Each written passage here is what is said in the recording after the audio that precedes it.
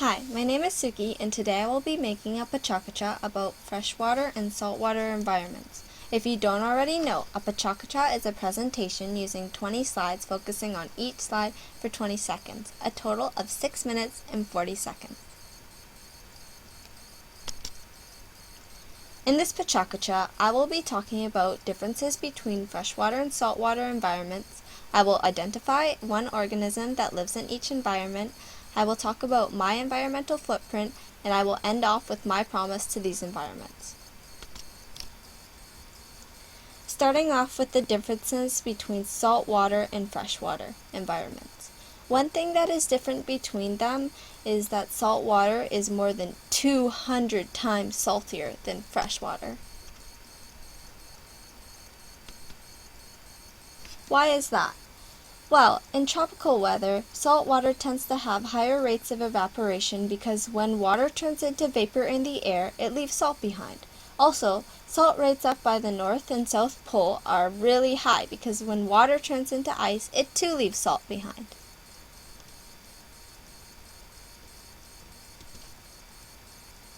Another thing that is different between saltwater and freshwater is the density of saltwater is greater than freshwater. As you can see, this is the density of saltwater and this is the density of freshwater. Why is that? Well, because saltwater has more salt in it, so it makes it denser. Quick facts on saltwater and freshwater. The freezing point of freshwater is 0 degrees Celsius and the freezing point of saltwater is minus 1.9 degrees Celsius. Did you know that 97% of the world is covered with saltwater, which only leaves 3% to be freshwater? The freshwater organism that I chose to do research on is the North American river otter. Quick facts. They are about 3 to 4 feet long. They can live up to 50 years in the wild.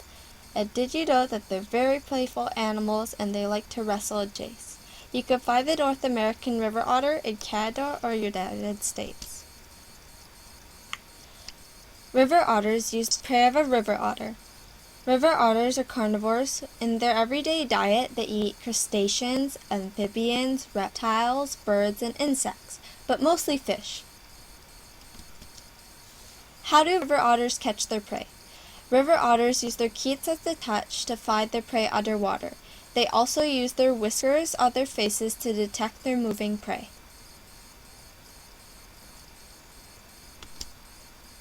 Threats to the river otter. On land, baby river otters may be attacked by a fox, a wolf, and raptors. Humans still hunt otters for their fur. In water, they must be careful about alligators, killer whales, and crocodiles. River otters could be harmed from water pollution, oil spills, acid drainage from coal mines, etc.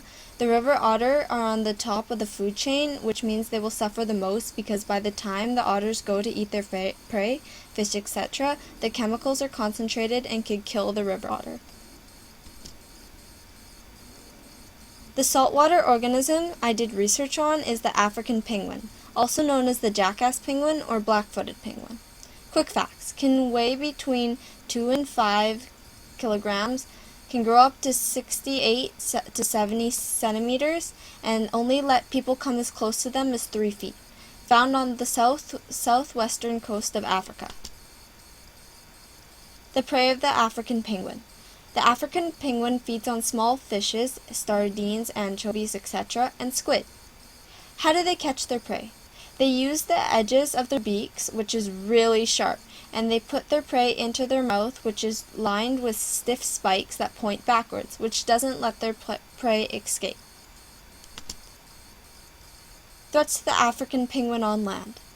The African penguins have to be careful about seagulls, mongoose, and cats that prey on them when they are nesting, and they also prey on their offspring.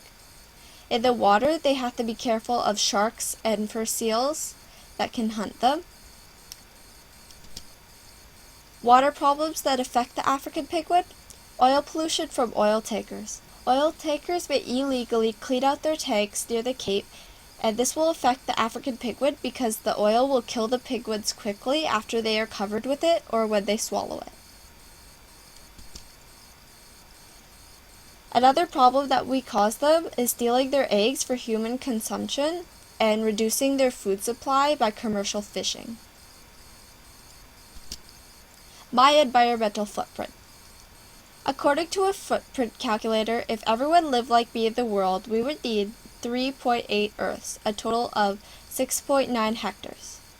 Also, if everyone drank 4 liters of milk like my family every week, you could find 48,952 tons of containers in covering Washington state. Also, manufacturing that many containers releases 100,001 metric tons of greenhouse gas emissions. My current consumption requires an area of productive land equivalent to 8.4 Canadian football fields.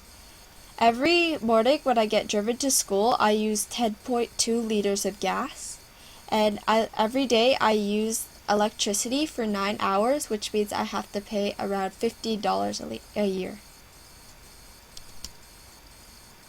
My promise to saltwater and freshwater environments. I promise to improve on my water conservation by reducing the time period of my showers and turning off the water while I brush my teeth. I also promise to start walking to and from places as much as I can.